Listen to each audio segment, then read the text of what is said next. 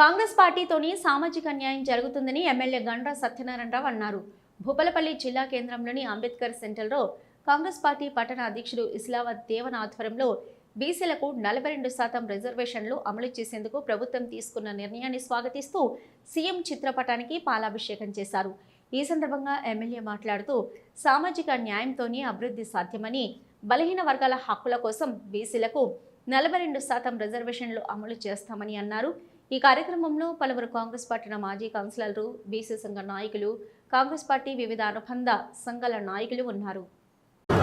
భారతదేశంలో అదేవిధంగా ముఖ్యంగా తెలంగాణ రాష్ట్రంలో తెలంగాణ రాష్ట్ర ప్రభుత్వం గౌరవ రాష్ట్ర ముఖ్యమంత్రి గారు రేవంత్ రెడ్డి గారి నాయకత్వంలో కాంగ్రెస్ పార్టీ అధికారంలోకి వచ్చిన తర్వాత 56% కలిగినటువంటి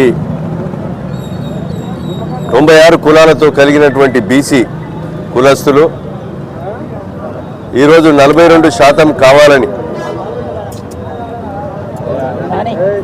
రాష్ట్ర ప్రభుత్వం అసెంబ్లీలో బిల్లు పెట్టి కేంద్ర ప్రభుత్వానికి మోడీకి పంపి కేంద్ర ప్రభుత్వం మీద ఒత్తిడి తెచ్చే విధంగా మా బీసీ నాయకులను, బీసీ మంత్రులను ఢిల్లీ నడిబొడ్డున ధర్నా చేయించి కేంద్రంతో ఒత్తిడి తెచ్చి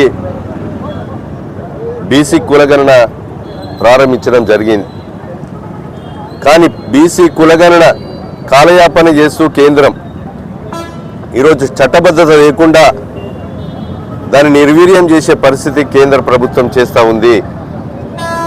కనుక ఈరోజు లోకల్ బాడీ ఎన్నికలు జరపమని హైకోర్టు తీర్పిచ్చింది. 90 రోజుల్లో ఎన్నికలు జరపాలని.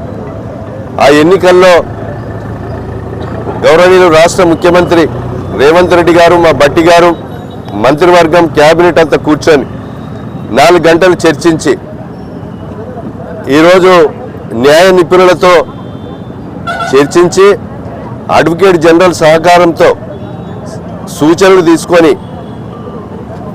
42% రిజర్వేషన్ రాష్ట్ర ప్రభుత్వం ఏ రకంగా తేవాలి అని ఈరోజు న్యాయ నిపుణులతో సలహాలు తీసుకొని అమలు చేస్తామని క్యాబినెట్ తీర్మానం చేసి జీవో కూడా తీసుకొస్తుంది. కనుక ఈరోజు రాష్ట్ర వ్యాప్తంగా సంబట వర్గం బీసీ కులస్తులు 96 కులాలతో కలిగినటువంటి 56% ఉన్నటువంటి బీసీ వర్గాలందరూ కూడా ఈరోజు జాతీయ అధ్యక్షుడు ఆర్ కృష్ణయ్య గారు కూడా గౌరవ